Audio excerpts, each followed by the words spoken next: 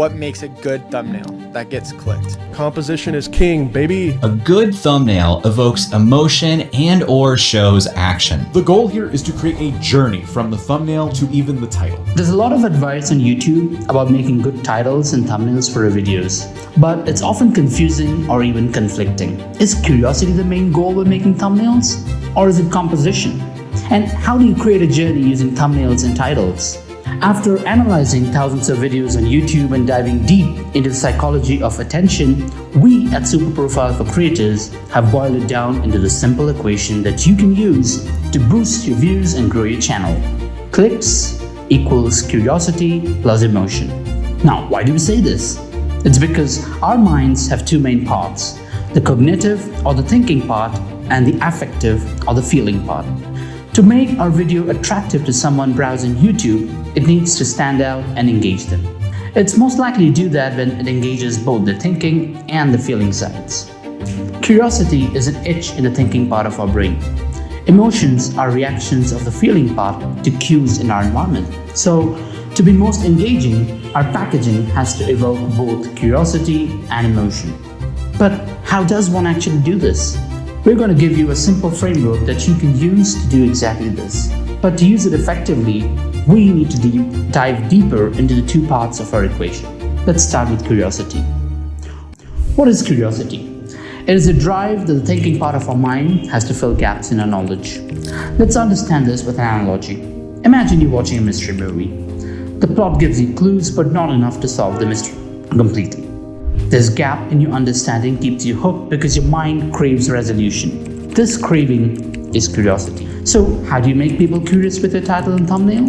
Good titles and thumbnails give the viewer enough context to understand what is being talked about, but not enough to give full knowledge, creating a knowledge gap. This makes viewers want to find out more by watching the video. Let us take an example from the channel Yes Theory. Notice where your attention goes. First, you read, "This is not Paris." Then you see the Eiffel Tower in the distance. This creates questions. If that's the Eiffel Tower, how can this not be Paris? So where is it? Did someone create a replica of the Eiffel Tower? When you see the title, you learn it's a copy of Paris in China. But why did the Chinese make a copy? And why did it fail? The thumbnail and the title have done their job. They have set up a context without revealing the full picture. Your mind is filled with questions, and to answer them, you have to watch the video. Now let's move on to the second part of our equation, emotion. While curiosity is the craving of the thinking part of our mind to fill knowledge gaps, emotions are the instant responses of the feeling part of our mind to the environment. Evolution has designed our minds to be attracted to certain things and to avoid others. The things we are attracted to create positive emotions, while the things we avoid create negative emotions. Our minds are designed to pay special attention to both types to help us react accordingly. If you can make your titles and thumbnails evoke emotions, they will stand out from the rest, even without invoking curiosity. For example, take a look at this video. What makes it effective? It is the delicious looking pancakes, right?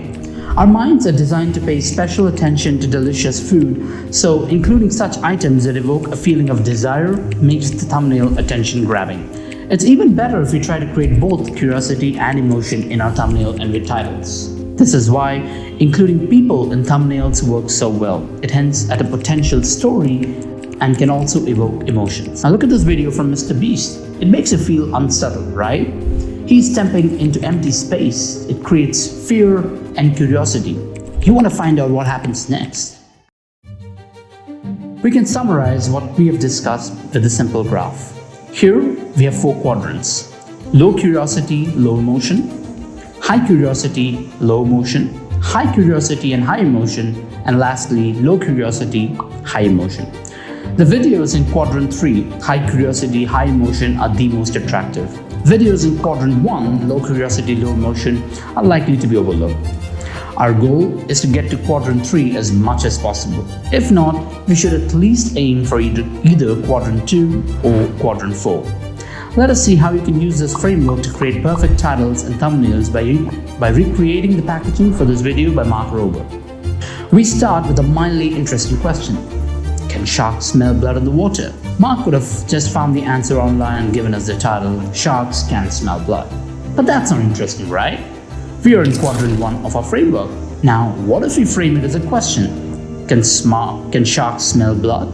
It's a bit better, evoking some curiosity, but still not very interesting. Why not just test it ourselves? Now, the video becomes interesting. The title can be Testing If Sharks Can Smell a Drop of Blood. Now, this creates curiosity in the mind of the viewers because they don't know the result of the test.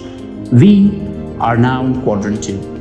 Notice that to make the title interesting, we had to play around with the topic of the video as well. This is why you should always think about the packaging of your video, the title and the thumbnail before you create the video. Now, let's look at the thumbnail. We could have started with a shark and some blood in the image. But this gives no context and doesn't make us curious. Curiosity needs context. This thumbnail will push us back down to quadrant 1. Let's make the shark look at the blood. Add an arrow to emphasize this. Add some question marks for intrigue. Now it starts to work. The image gives some context. It's a shark looking at blood. What will it do next? Boom, we are in quadrant 2.